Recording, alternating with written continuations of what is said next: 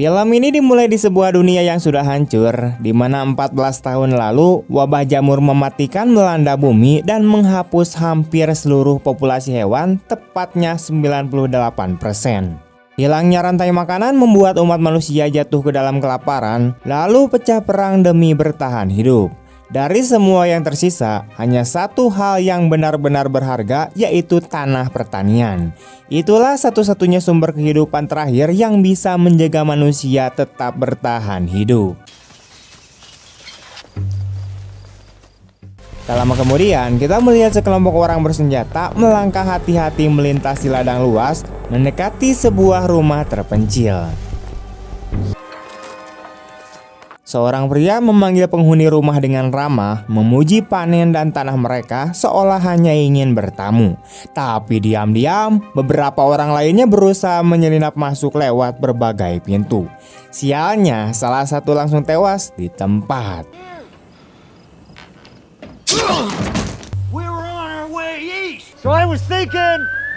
Pria di luar tetap bersikeras bahwa mereka hanya butuh tempat singgah, tapi mendadak terdengar siulan nyaring dari kejauhan. Seketika itu juga, semua orang bersenjata tersebut dilumpuhkan satu persatu, baik yang ada di ladang maupun di dalam rumah.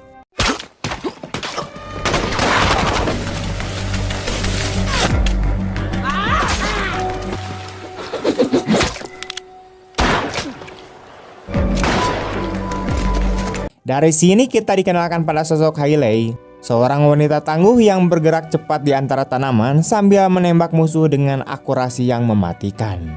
Ia segera menghubungi putrinya bernama Rain lewat radio. Rain yang berjaga di dekat jendela langsung membalas tembakan ke arah para penyusup. Di sisi lain, putra Hailey yaitu Manny berhasil menangkap satu orang asing yang mencoba kabur.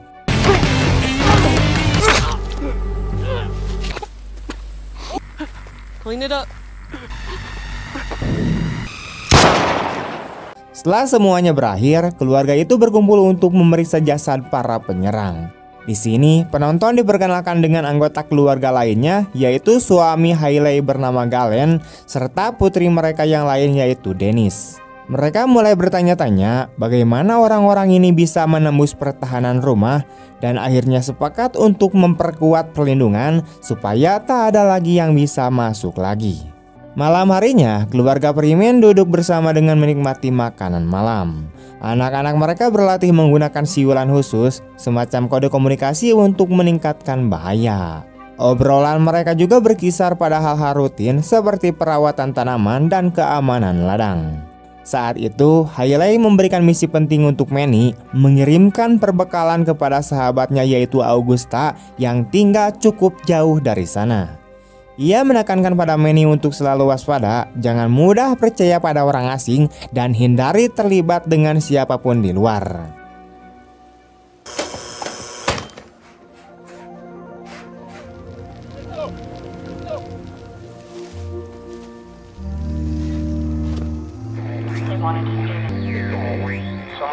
Beberapa hari berikutnya, kita diperlihatkan rutinitas keluarga Freeman.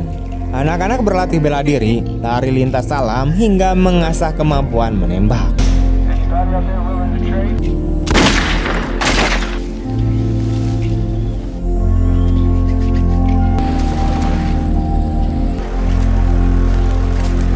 Mereka juga memastikan pagar listrik di sekitar lahan masih berfungsi, sekaligus berburu hewan kecil di hutan untuk tambahan makanan.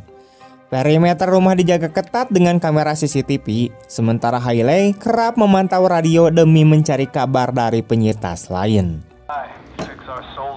Afternoon Augusta, over. Suatu malam, Hailey berbincang dengan Augusta lewat radio. Augusta memperingatkan tentang kelompok perampok brutal yang sudah menyerang 3 keluarga petani. Ia meminta Hailey untuk datang melatih orang-orang itu agar bisa bertahan hidup. Tapi Hailey menolak tegas, di mana baginya keluar berarti resiko besar dan bisa membahayakan keluarganya.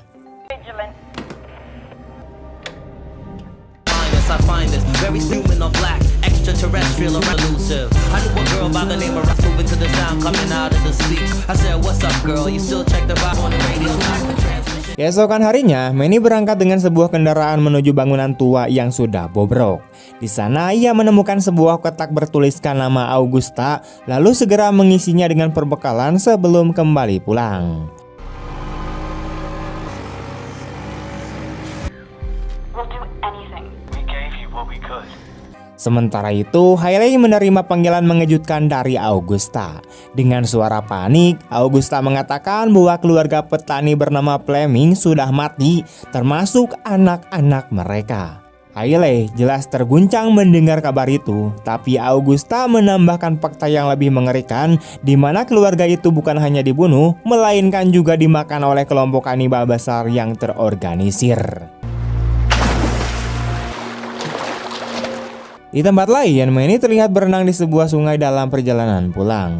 Begitu naik ke darat, ia melihat seorang gadis cantik tengah berenang tak jauh darinya. Seketika, ia pun terpesona.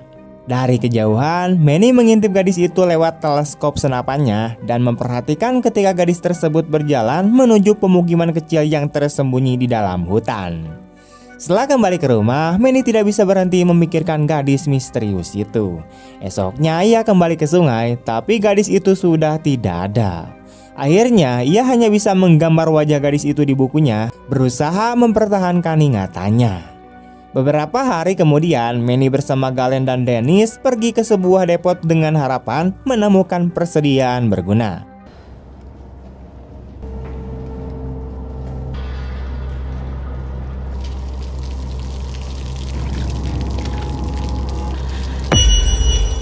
Namun suasana berubah mencekam ketika Dennis melihat beberapa tubuh bergelantungan dari langit-langit. Tak lama setelah itu, mereka bertemu dengan sekelompok pria berseragam yang mengaku sebagai tentara. Para tentara ini bilang mereka tinggal bersama keluarga lokal untuk membantu para petani. Galen langsung bertanya apakah mereka tinggal bersama keluarga Fleming, dan tentara itu mengiyakan. Mendengar jawaban itu, Galen akhirnya memberitahu anak-anaknya bahwa keluarga Fleming sudah mati. You must be part of the network. Sebelum pergi, Manny sempat menyarankan untuk memeriksa jasad-jasad yang ada, siapa tahu ada sesuatu yang berguna. Galen pun mengizinkan. Dennis kemudian membuka sebuah tas dari salah satu mayit, tapi tiba-tiba seorang wanita tua yang tadinya berpura-pura mati bangkit dan menembaknya tepat di perut. Wanita itu pun langsung kabur.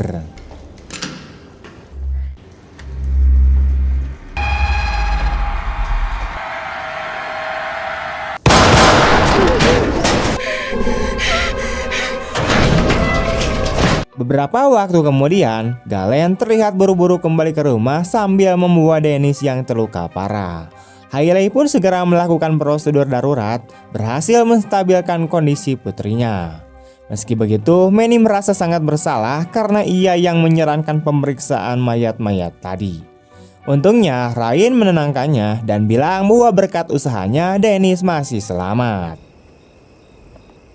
We've had an incident over. Setelah itu, Hailey mencoba menghubungi Augusta untuk melaporkan kejadian tersebut, tapi anehnya kali ini sahabatnya tidak merespon sama sekali. Malam itu, Manny mendengar suara mencurigakan dari arah hutan. Rasa penasarannya membuat ia berlari menyelidiki hingga samar-samar terlihat sosok seorang gadis di kegelapan. Manny refleks berteriak agar dia berhenti bergerak. Namun betapa terkejutnya ia ketika sadar ternyata gadis itu adalah orang yang sebelumnya ia lihat di sungai. Kini tampak ketakutan dan dengan putus asa meminta pertolongan. Keesokan paginya, suasana di rumah Freeman makin tegang. Galen dan Hailey menegaskan pada anak-anaknya untuk selalu membawa senjata bahkan saat tidur sekalipun. Mereka mengingatkan adanya kelompok orang asing yang berpura-pura jadi tentara. Padahal kemungkinan besar mereka hanyalah para kanibal yang mengincar lebih dari sekedar persediaan makanan atau lahan.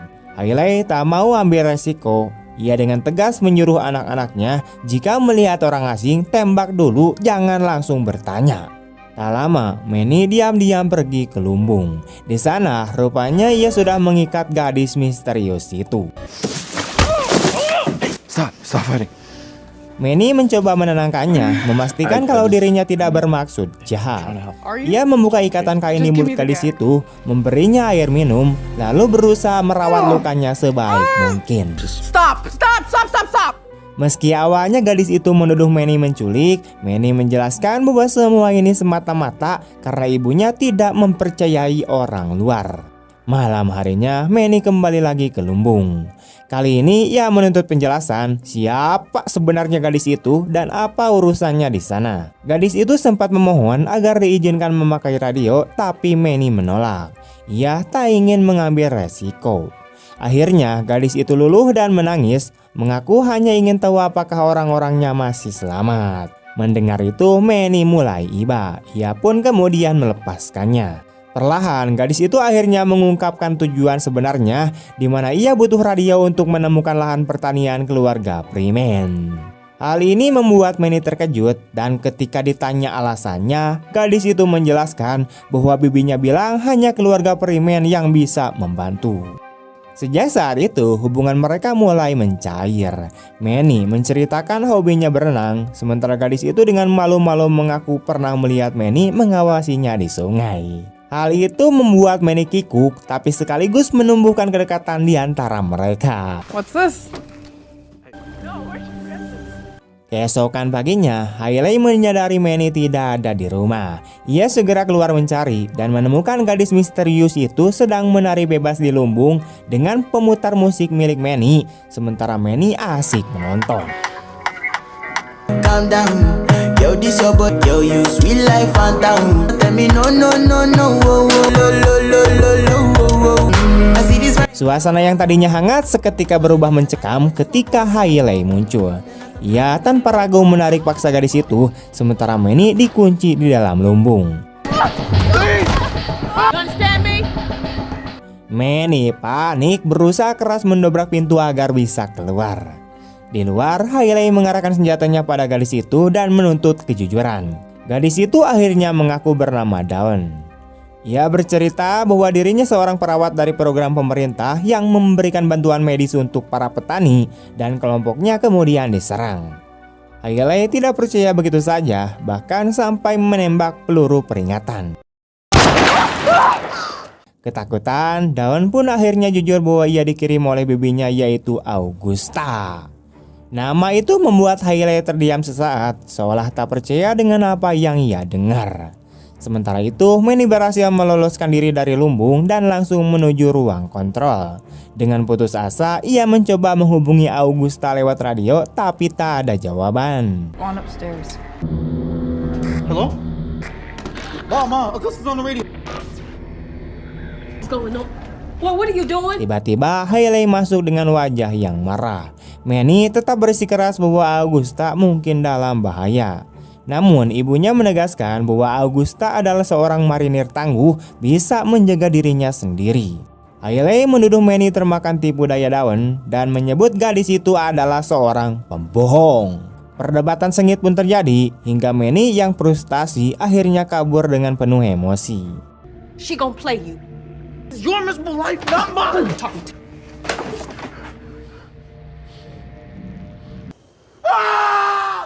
Dalam adegan berikutnya, Manny membawa Dawn untuk pergi dengan kendaraan untuk mencari Augusta. Hailey yang sadar mereka menghilang segera mengejar. Kill him. Yes, ma'am.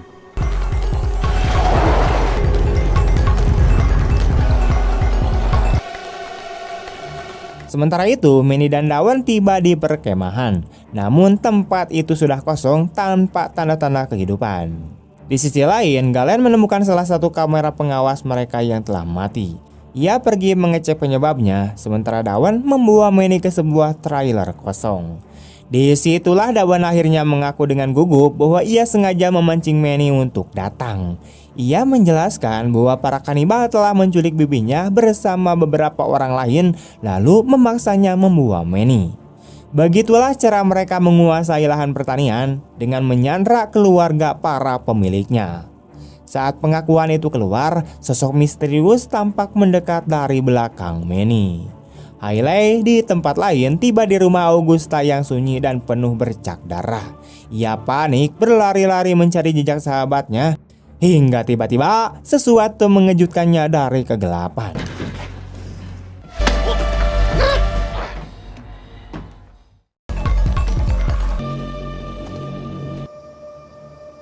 Kembali ke lahan pertanian, Galen melihat sosok seekor rusa di kejauhan. Itu mustahil karena binatang semacam itu sudah dianggap punah.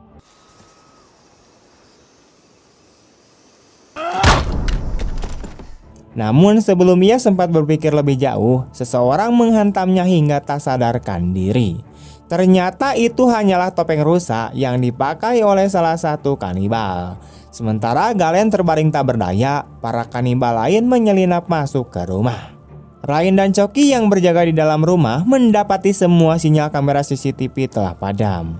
Ryan sadar bahwa mereka telah dikepung. Ia segera menyuruh adiknya untuk tetap di tempat, lalu bersiap di jendela dengan senapan. Dari luar, kanibal-kanibal mulai bergerak mendekat. Here, 800 yards out. Di waktu yang sama, Galen yang disiksa dengan sadis nekat untuk melawan. Dengan paku yang menancap di tangannya, ia justru membalikan keadaan dan menusuk kedua penyerangnya hingga wafat.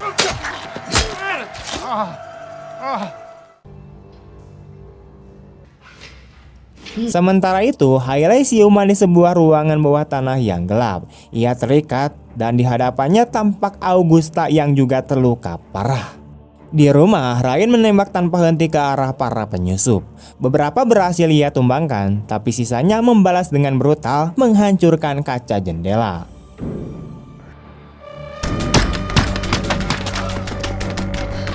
Rain, come in. Galen berteriak memanggil Ryan, memintanya untuk mundur ke ruang bawah tanah sebelum semuanya terlambat. Kembali ke ruang bawah tanah kanibal, Hailey mencoba menenangkan Augusta, lalu menyebut tentang seorang gadis yang datang ke lahan pertanian dan mengaku sebagai keponakannya. Augusta membenarkan bahwa para kanibal memang memaksanya mengirim daun dan awalnya ia takut Hailey akan langsung menembak gadis itu. Hailey berjanji akan menyelamatkan mereka semua, namun Augusta memperingatkan masih ada anak-anak lain yang juga ia sembunyikan. Tepat saat itu, pemimpin kanibal muncul dan menghina Hailey. Menurutnya, Hailey berbeda dari keluarga petani lain karena ia sebenarnya tak peduli dengan nyawa orang lain. Hailey melawan dengan kata-kata, menyebut dirinya muak terhadap orang-orang yang memakan manusia. Namun, pemimpin itu balik menantang. Ia menekankan bahwa Hailey juga sama saja karena ia menghabisi orang lain dan bahkan melibatkan anak-anaknya dalam pertarungan. Baginya, tidak ada bedanya antara mereka. Keduanya sama-sama melakukan apapun demi bertahan hidup. Pada titik ini, salah satu pria dengan brutal menyayat tubuh Augusta untuk dipersiapkan sebagai santapan makanan. Sementara Hailey tidak bisa berbuat apa-apa selain menonton dengan putus asa. Adegan kemudian kembali ke Manny dan Dawn bersama 3 anak kecil yang dengan putus asa melahap makanan seakan mereka sudah lama tidak diberi makan. Dawn berterima kasih kepada Manny atas makanan itu dan meminta maaf karena telah membawanya ke sini. Jika tidak, anak-anak ini pasti sudah mati. Manny memahami situasi Dawn dan menyatakan bahwa ia akan pergi menyelamatkan bibinya. Setelah itu mereka semua bisa pergi bersama. Adegan kemudian berpindah pada Hailey yang kini pingsan dan seorang pria botak mendekat untuk menghabisinya. Namun Hailey dengan cepat berhasil menguasainya, mencekiknya dengan brutal hingga tewas. Ia lalu mengambil senapan yang ada di dekatnya, tepat ketika pemimpin kanibal masuk ke ruangan. Wait!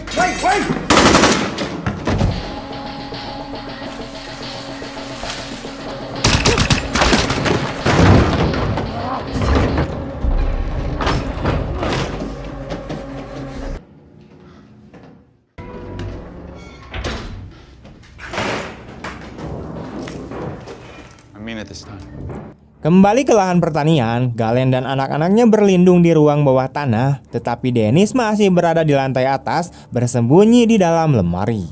Galen pun bersiap untuk menyelamatkan putrinya itu dan dengan tegas memperingatkan putri-putrinya yang lain agar tetap tinggal di sini. Di tempat lain, Hailey mencoba keluar dari ruang bawah tanah dan di pintu ia bertemu kembali dengan Manny yang datang mencari Augusta. Manny terkejut melihat jasad Augusta yang sudah mati dan kini ia akhirnya mengerti bahwa semua yang dilakukan Hailey hanyalah demi melindungi keluarganya. Kembali ke lahan pertanian, Galen bergerak hati-hati naik ke lantai atas tepat ketika Ryan menarik saklar yang menutup semua tirai dan memadamkan lampu. Dengan begitu, Galen bisa memanfaatkan kegelapan untuk menyerang.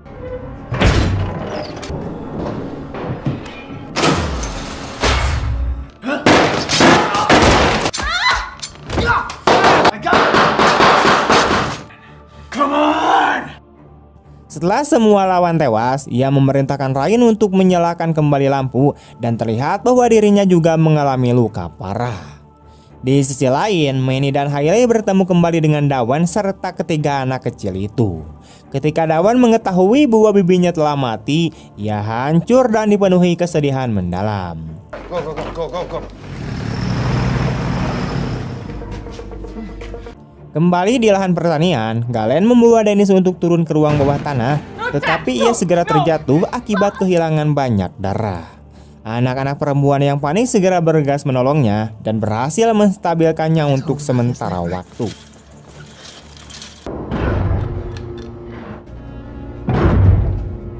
We got 2 left.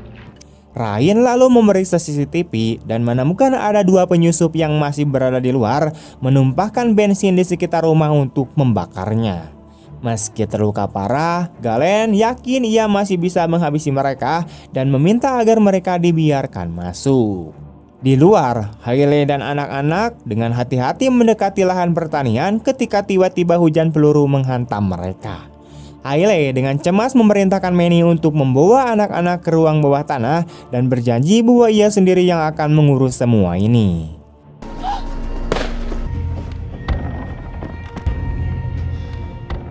Di tempat lain, Ryan akhirnya membiarkan 2 kanibal masuk, lalu memperlihatkan kepada mereka adiknya yaitu Dennis yang terbaring tak sadarkan diri sambil mengatakan bahwa ia telah tertembak. Salah satu kanibal menempelkan pisau ke leher Dennis, sementara yang lain memeriksa area sekitar. Di luar, Hailey terkena tembakan. Namun meski kesakitan, ia berhasil menewaskan beberapa kanibal.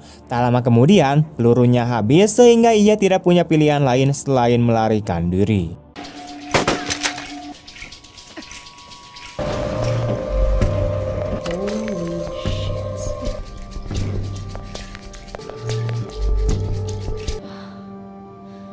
Di ruang bawah tanah, salah satu kanibal membuka pintu tersembunyi yang membawanya ke sebuah ruangan penuh dengan amunisi. Ia juga menemukan lemari berisi rempah-rempah dan bumbu masakan yang membuatnya bersemangat karena barang-barang semacam ini hampir mustahil ditemukan. Tepat saat itu, Galen tiba-tiba bangkit dan menembaknya hingga tewas, sementara Dennis menusuk kanibal lain dari belakang, lalu Ryan menembaknya sampai mati.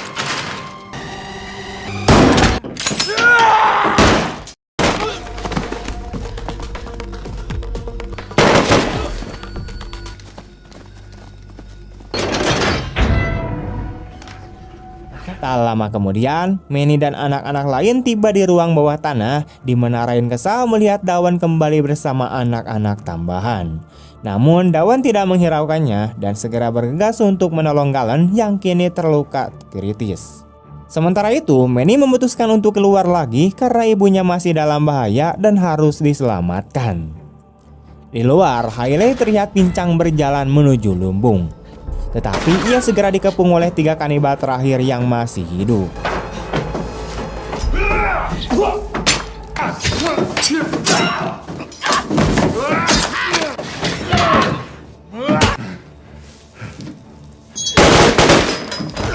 Saat ia hendak dihabisi, Manny muncul dan menembak kanibal itu hingga tewas. Ia lalu dengan panik bergegas menolong Hailey, tetapi kondisinya kritis karena luka parah di banyak bagian tubuh.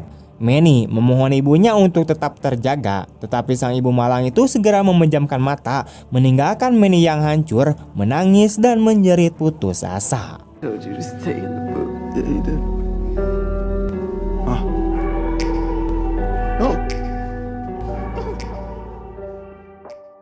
Adegan kemudian berpindah ke beberapa hari kemudian ketika kehidupan di sana perlahan kembali normal. Anak-anak terlihat bekerja sama menyiapkan meja makan untuk makan siang. Namun tak lama kemudian sesuatu yang tak terduga terjadi. Hailey perlahan turun dari tangga dengan terpincang-pincang, menunjukkan bahwa ia selamat dari luka-lukanya. Film ini ditutup dengan keluarga itu yang berkumpul menikmati makan bersama. Sementara Hailey memandang mereka dengan penuh kasih sayang dan rasa bangga yang bersinar di matanya. Dengan begitu, film pun tamat.